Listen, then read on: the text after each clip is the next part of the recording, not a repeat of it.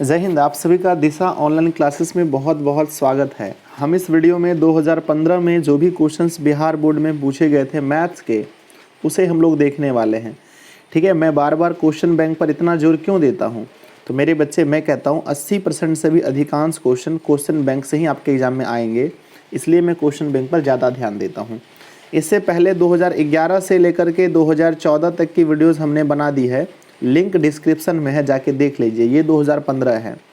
ठीक है, लिखा गया है यदि अल्फ़ा बीटा द्विघात समीकरण x² + x - 2 = 0 के मूल हो यहाँ पर मिस्टेक है, तो 1/α 1/बीटा का मान क्या होगा? सिंपली आप भावनाओं को समझिए।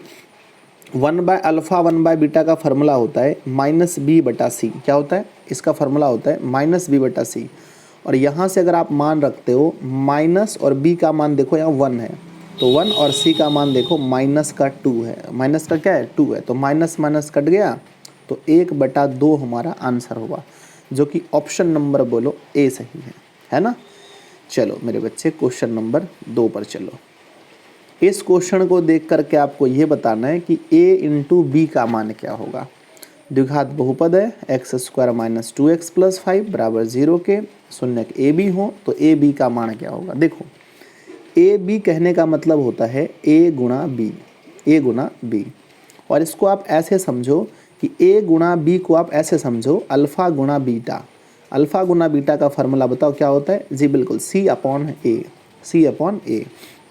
कितना इजी क्वेश्चन है। c का मान देखो बच्चों, c का मान है 5 और a का मान देखो बच्चों, a का मान है 1, तो 5/1 आंसर क्या हो जाएगा? 5 हो जाएगा।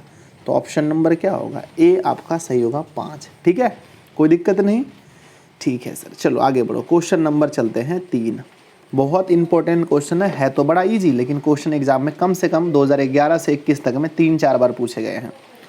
दो परिमेय संख्याओं के बीच कितनी परिमेय संख्याएं हो सकती है? 1, 2, 3 या अनंत। तो अगर हम दो परिमेय संख्या लेते हैं, 1 और 2 ले लो, इसके बीच में अनंत है, 1.2 है, 1.3 है, 1.4 है, फिर मतलब अनंत कह सकते हो।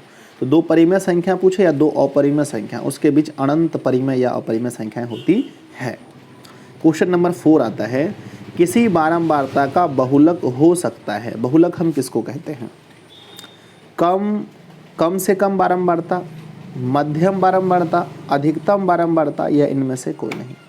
तो आपको अच्छे से याद होगा, जो चीज़ें अधिक बार आती है उसे हम लोग कहते हैं बहुलक। तो हम कहेंगे जी अधिकतम बारंबारता। ऑप्शन नंबर सी, अधिकतम बारंबारता हमारा राइट आंसर होगा। क्वेश्चन नंबर 5 में चलते हैं। 5 क्वेश्चन कहता है, यदि समांतर चतुर्भुज की सभी भुजाएं एक वृत्त को स्पर्श करें तो वह चतुर्भुज क्या कहलाएगा? ठीक है ना, एक समांतर चतुर्भुज है और उसकी सभी भुजाएं किसको स्पर्श कर रही है? वृत्त को स्पर्श कर रही है। एक वृत्त को क्या कर रही है? इस तरह से हमारा दिया गया, एक वृत्त को क्या कर रही है? स्पर्श कर रही है। तो हम उसे क्या कहेंगे? पहली बात, हम उसे आयत नहीं कहेंगे। दूसरी बात, हम लोग उसे समलंब चतुर्भुज नहीं कहेंगे, या तो सम कहेंगे या तो वर्ग कहेंगे। तो हम उसे कहेंगे वर्ग। ऑप्शन नंबर बी आपका सही है। नेक्स्ट क्वेश्चन हमारा आता है, बिंदु 2,3 की दूरी मूल बिंदु से कितनी होगी? क्वेश्चन नंबर 6 पूछा गया है।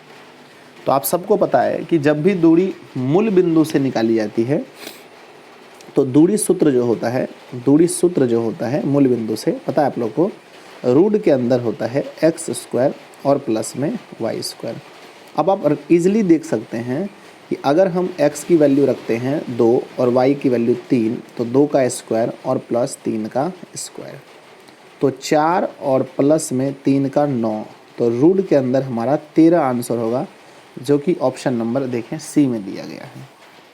ठीक है, चलिए नेक्स्ट क्वेश्चन नंबर 7 पर चलिए। एक अर्धगोले का आयतन दिया गया है 19,404, तो अर्धगोले का कुल पृष्ठ क्षेत्रफल क्या होगा?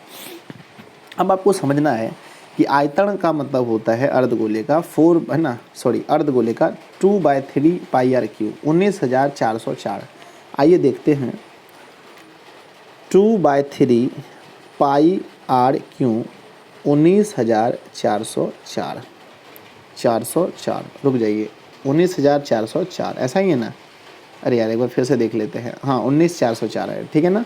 तो तो मैंने बोला 2/3 पाई का मान भी रख देते हैं 22/7 RQ बराबर रख देते हैं 19,404 19,404। चलिए अब इसे कटाते हैं जी जल्दी जल्दी से हम लोग, है ना। अगर आप इसे लिखते हैं इस तरह से RQ बराबर तो हो जाता है 19,404 गुणा में चल जाएगा 7 गुणा 3 और नीचे आ जाएगा 2 गुणा 22। 2 से आप इसे कटा दीजिए, 2 से 9 दूना 18 7 दूना 14 0 2, ठीक है। फिर 22 से कटा दीजिए, 22 चौके 88 बच गया 9, फिर 22 चौके 88 फिर बच गया 1 और गुणा में यह हो गया 21 7 या 21 RQ का मान, ठीक है। तो यहाँ पर इसको आप तोड़ दिए 441 को 441 को 21 गुणा 21 और यहाँ भी हो गया 21। तो यहाँ पर देखिए RQ का मान ऐसा दिया गया है, इसका मतलब 3 में से 1 निकलेगा, ठीक है। तो R का जो मान निकलेगा वो 21 सेंटीमीटर निकलेगा, आपकी त्रिज्या 21 सेंटीमीटर आपकी त्रिज्या निकलेगी। और आपको निकालना है संपूर्ण क्षेत्रफल अर्धगोले का। संपूर्ण क्षेत्रफल अर्धगोले का क्या होता है पता है आप लोग को, कमेंट कर दीजिए। हाँ 3 पाई R² होता है। तो आप ध्यान से देखिए 3 पाई का मान 22/7 और R² का मतलब है 21 × 21, ठीक है। ये कट जाएगा 3 बार में, ये हो गया 3 तिया 9 9 दूनी 18 हासिल रहा आपका 1 18 19 198 और गुणा 21 कर दीजिए। तो आप देखो 198 और गुणा में 8 दूनी 16 हासिल रहा 1 38 1 39, ठीक है। 14 की 4 हासिल रहा 1, है ना। सॉरी मिस्टेक हो गया क्या, है ना। जो गुणा कर लेना है हमें, है ना। गुणा करके देख लेंगे हम लोग तो हमारा आंसर आ जाएगा कितना जी, रुक जाओ। ये हो गया 14 की 4 सही से रहा 1, देखो लास्ट में तो हमारा 4 होगा 9 दूनी 18 1 19, लास्ट में हमारा 94 होगा। देखो कितना है, अरे भाई साहब यहाँ पर ऑप्शन नहीं है, गलत हो गया गुणा, क्या रुक जाओ 198 गुणा 21 गलत हो गया, 198 गुणा 21 गलत हो गया। 8 9 1 गुणा 8 शेष रहा 1 39 19 38 1 39, ठीक है। 8 15 की 9 6 15 की 5 शेष रहा आपका 1 10 1 11 41 58 आ रहा है जी। क्या बात है 41 58 आया है क्या, हाँ 41 58 ऑप्शन नंबर ए में दिया गया है, ठीक है। चलो लेंदी क्वेश्चन था थोड़ा सा। नेक्स्ट, निश्चित घटना की प्रायिकता होती है, क्वेश्चन नंबर 8 है, निश्चित घटना की प्रायिकता होती है। तो मेरे बच्चे कोई भी जब निश्चित घटना होती है ना तो उसकी प्रायिकता 1 हो जाती है, तो ऑप्शन नंबर क्या होगा, ए सही हो जाएगा। नेक्स्ट, 1 + tan स्क्वायर थीटा का मान किसके बराबर होगा, सेक स्क्वायर होगा या कॉसेक स्क्वायर या टेन स्क्वायर या कॉट स्क्वायर। तो देखो 1 + tan का भी 10 तो हो नहीं सकता है ना। आप लोगों ने पढ़ के रखा होगा कि sec square theta minus tan square theta is equal to 1 होता है, और यहीं से निकलता है सेक स्क्वायर थीटा बराबर 1 + tan स्क्वायर थीटा। तो ऑप्शन नंबर बता दीजिए कौन सा सही होगा, ऑप्शन नंबर ए सही होगा। लास्ट क्वेश्चन है, कहते हैं अंत भला तो सब भला। क्वेश्चन है 1/√3 किसका मान है, ठीक है। तो सबसे पहली बात है तो आपको पता है ना कि 1/√3 जो होता है ना वो 10 की वैल्यू होती है। 10 30 डिग्री का मान होता है, या आप कह सकते हो कोट 60 डिग्री का। तो आप इसे इसी में ढूंढोगे ना, ठीक है। तो यहाँ पर आप देख लीजिए ये साइन में नहीं होगा, है ना। इसको देखो अच्छे से, 10 ये ना π/6 का मतलब होता है पाई का मान 180 डिग्री बटे 6 मतलब होता है 30 डिग्री। तो ये है 10 30 का मान, ऑप्शन नंबर सी सही है।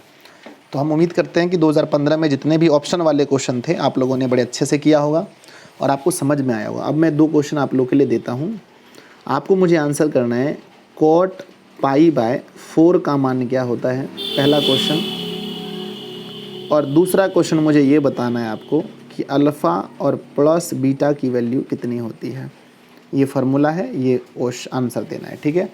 और आप लोगों ने 10 में से कितना सही किया मुझे कमेंट ज़रूर कीजिएगा। वीडियोज़ आप देख रहे हैं तो आपका फ़र्ज़ बनता है लाइक करना और वीडियो को अपने दोस्तों में शेयर करना। चैनल पर आप अगर पहली बार हैं तो ये चैनल आप ही लोग के लिए बनाया गया है, इसको आप सब्सक्राइब कीजिए और मेरी हर वीडियोज़ का आनंद लीजिए, है ना। और अगर आपने हमारा नोट्स लेना है आपको तो 7700879453 पर कॉल कीजिए। 150 में ऑल सब्जेक्ट का आपको नोट्स मिलेगा जो कि बिहार में सबसे सस्ता है। जय हिंद।